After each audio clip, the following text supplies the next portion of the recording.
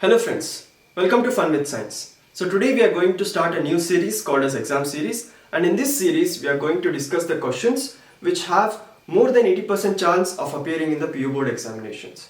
Okay, so today the chapter that we are going to discuss is second PUC, chapter number 4, that is moving charges and magnetism. So in this chapter, the important question, that is state Biot-Savart's law and thus derive the expression for magnetic field at a point on the axis of a circular current carrying loop.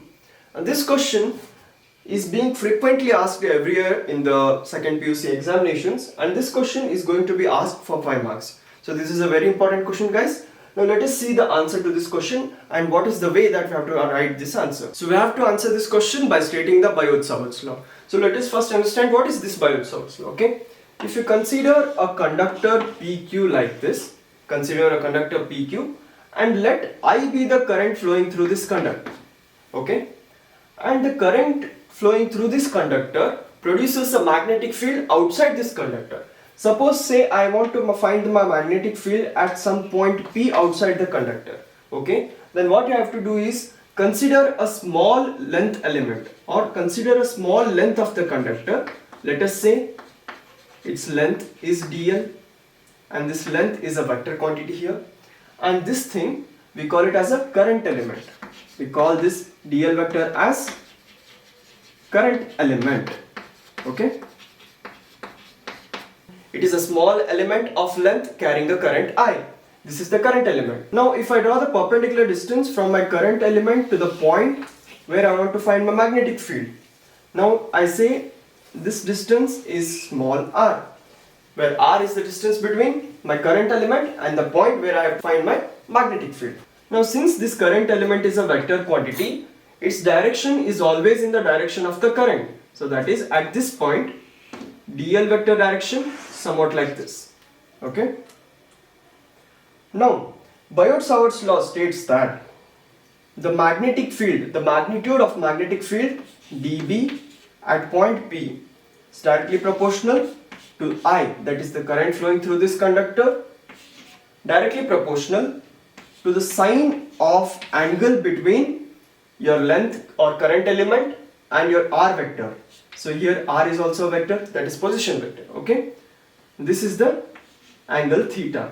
Fine, and it is inversely proportional to the square of distance between the point where you have to find the magnetic field and the current element, and it is also proportional to current element dl, length of the current element. So combining all this, we can write dB is proportional to I dl sine theta divided by r square. Now to remove this proportionality sign, we have to include a proportionality constant. Let us say this constant is k and the equation is I dl sine theta by r square.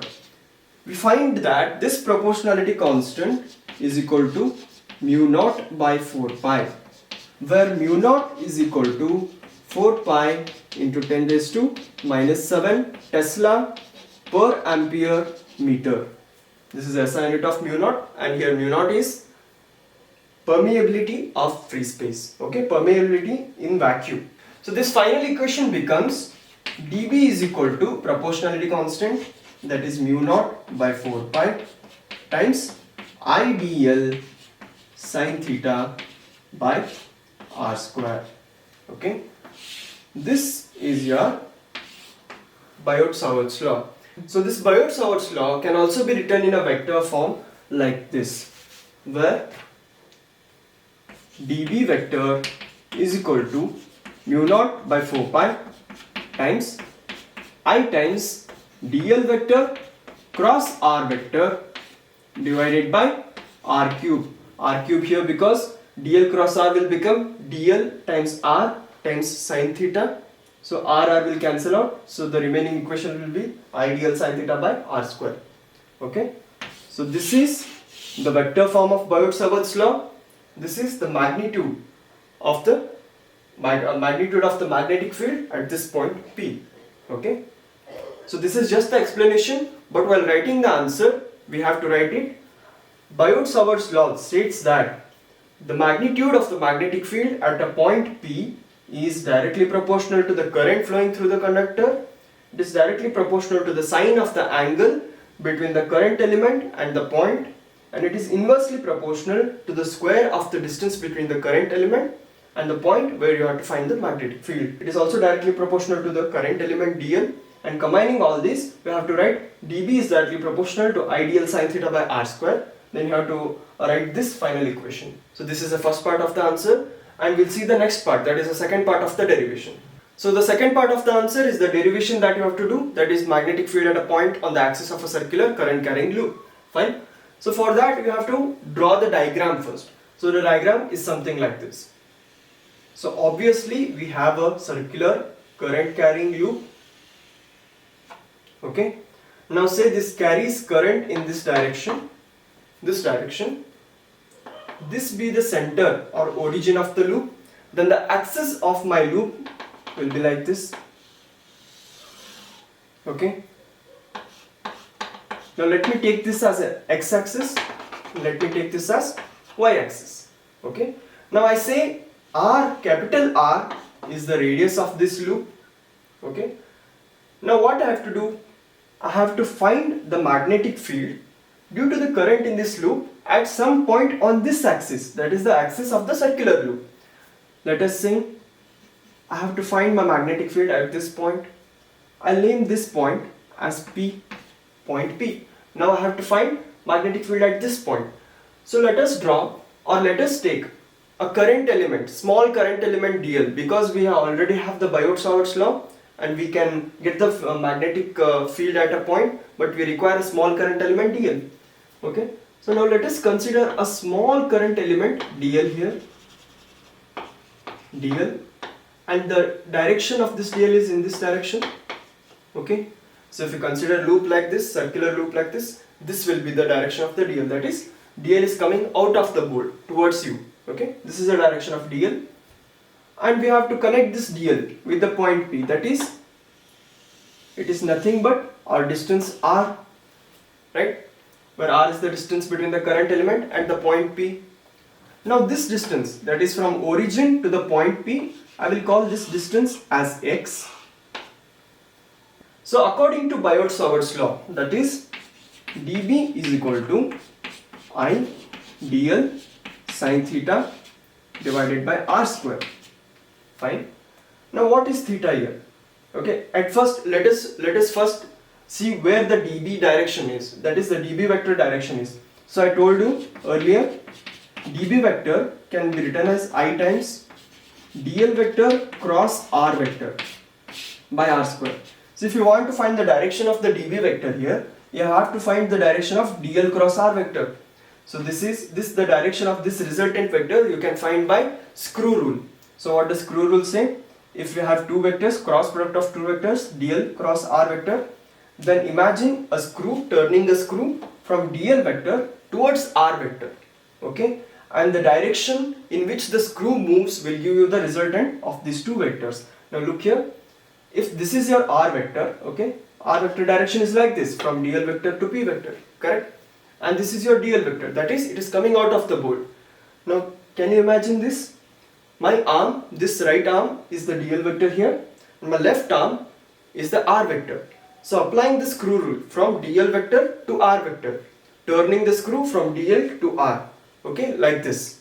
If you turn the screw like this, it will move forwards, right? If you turn the screw like this, it will move forward, that is from dl to r. You are turning like this, it is going to move forward. So this is the direction of the movement, correct?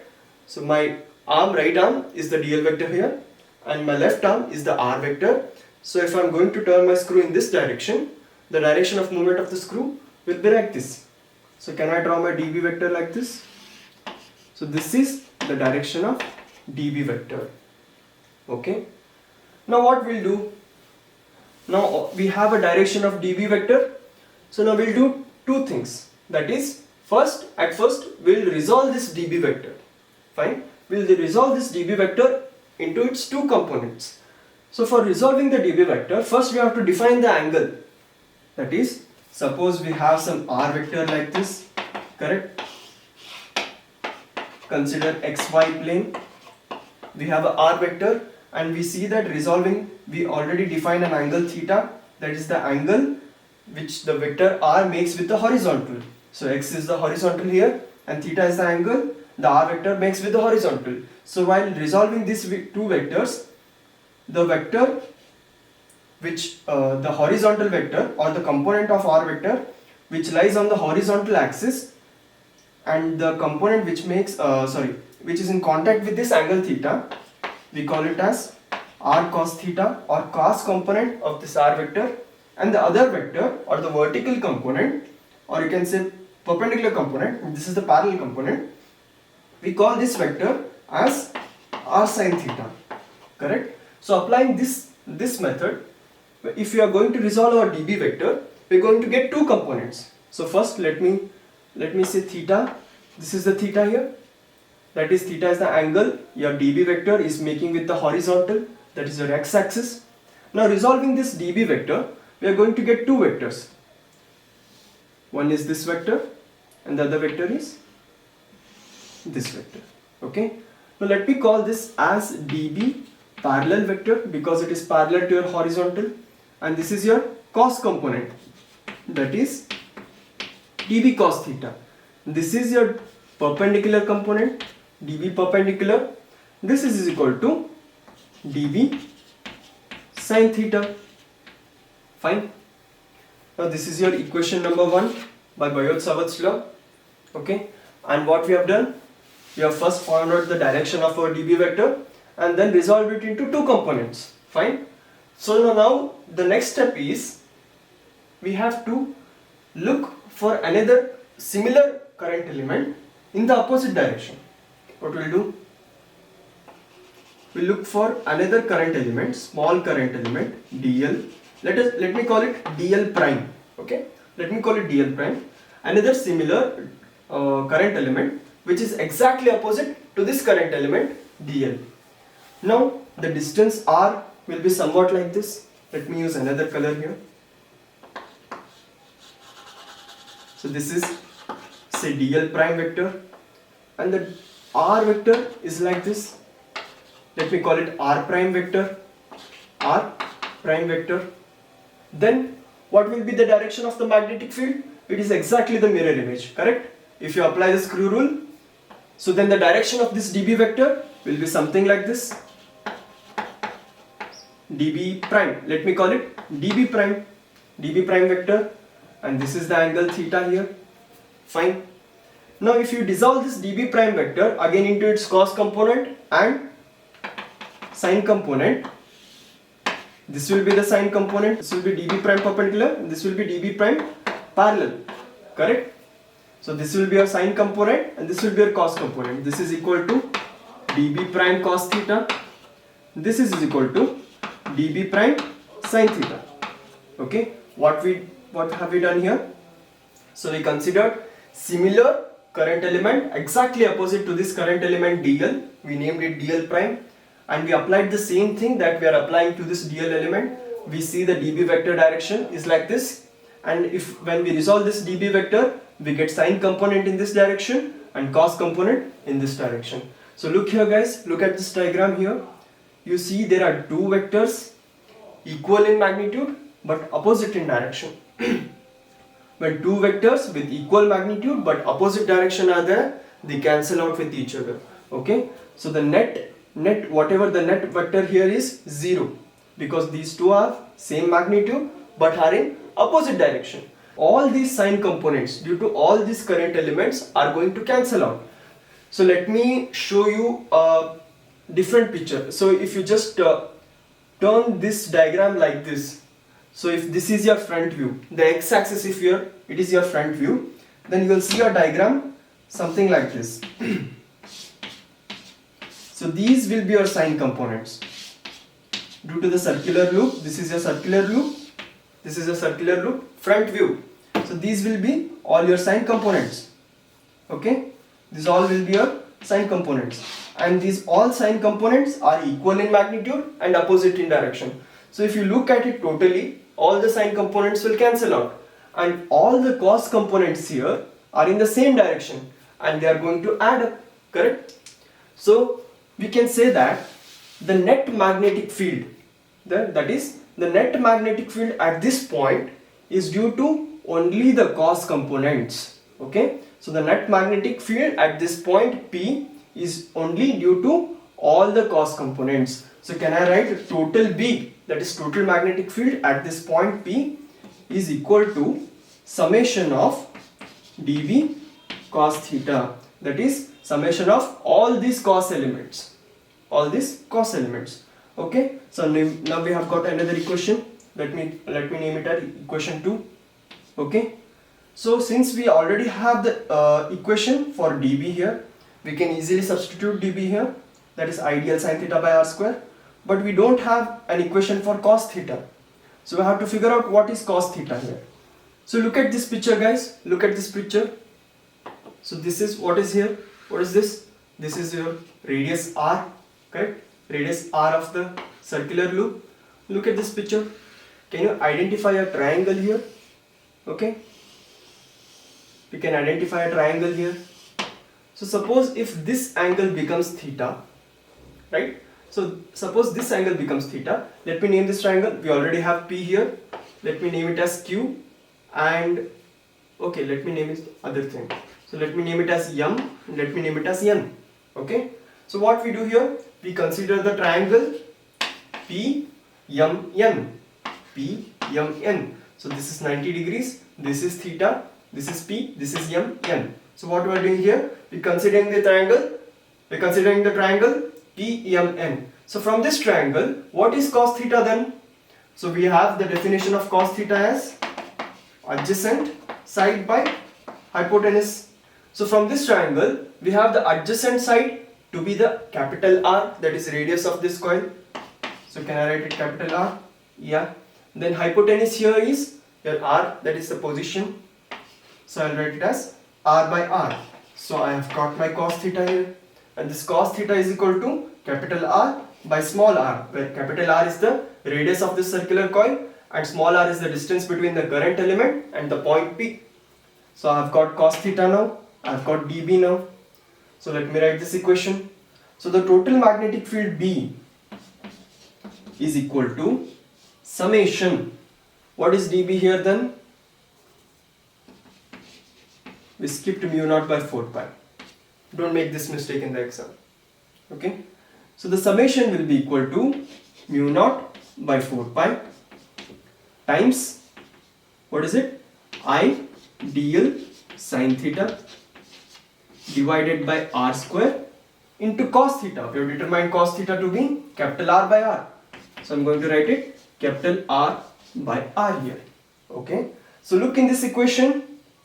So look at this equation. Except this dl, all the other things are constant here, because mu naught is a constant, 4 pi is a constant, the current flowing through this circular loop is a constant here, sin theta is a constant, r and capital R are constant, so they are not changing. So the only thing that is changing here is dl. So the summation sign will only apply to the dl here. Okay. So I'll write my equation. So we have this equation. So I'm going to reframe this equation like this. That is, I have my B is equal to, since the summation will only apply to the dl, I can take out the constant terms, that is mu naught by 4 pi I dl will be inside the summation, so I'm going to exclude my dl. Sin theta, okay, sin theta by r square into capital R by R into summation of dl. Okay, so look at this equation, guys. What is theta here? From Biot-Savart's law, we knew that this dB is directly proportional to sin theta, that is theta is the angle between your current element and the r, that is position vector. So look here, this is your current element, this direction, this is your position vector. What is the angle between these two? It is 90 degrees, isn't it? So this is the angle between the dl vector and the position vector, that is 90 degrees. So what is sin 90? Sin 90 is equal to 1. You know that sin 90 degree is equal to 1. So can I write this sin theta is equal to 1 here then? So I'll write this is equal to 1. Okay. Now, what is the summation of dl here? What is dl here basically? It is a small length element or a small length of this circular loop, correct? So if you consider circle like this, so small length of this circle, I have named it as dl. So what does summation dl mean? I'm going to add all these circular elements like this. So when I add all the circular small dl elements, I'll get the entire perimeter of the circle, or what we call it as a circumference. So the summation of dl will give us the circumference of this circular loop. So come on, tell me now, what is the circumference of this circular loop? We know that circumference of a circle is given by 2 pi r, and r we have here is capital R, correct? So this is the circumference of a circular loop, correct? So we write it as 2 pi r. So summation of dl can be written as 2 times pi times r here. Fine. So now our equation becomes mu naught by 4 pi I into r. So r times r, again can I write it as r cube here? Definitely. Times capital R times 2 pi r. Okay. So now restating the equation, mu naught by 4 pi times I, r times r will become r square, 2 pi r square divided by r cube, that is small r cube. Now again guys, look at this diagram here. So again consider what triangle? Consider triangle PMN. Okay, consider this triangle. So now we have this side is equal to r, this side is x, that is the distance between the center of the loop and the point P, and this is your r. So applying Pythagoras theorem, we can write hypotenuse square is equal to side square plus side square. So can I write r square is equal to capital R square plus x square here, right? I can definitely write it. So my r will be equal to square root of r square plus x square. So again I can write it as r square plus x square raised to half. Yeah. So what will be r cube then? R cube is equal to this entire thing raised to 3. Correct? We have a raised to m raised to n is equal to a raised to m into n. Therefore, our r cube will be equal to this term, that is r square plus x square whole raised to 3 by 2.